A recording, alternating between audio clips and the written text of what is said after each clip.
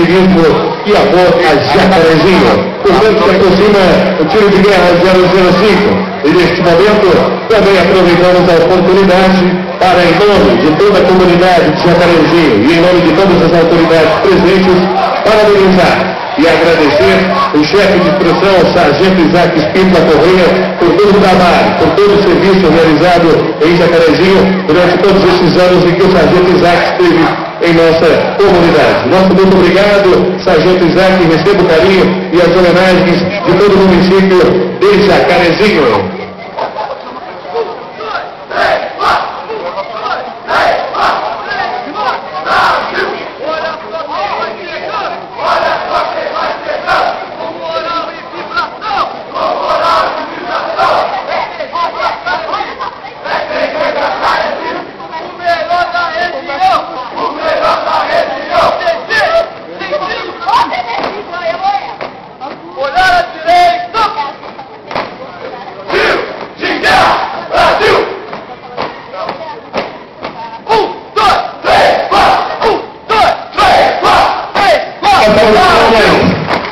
Tiro de guerra 05007, que nesse momento presta suas homenagens à independência do Brasil.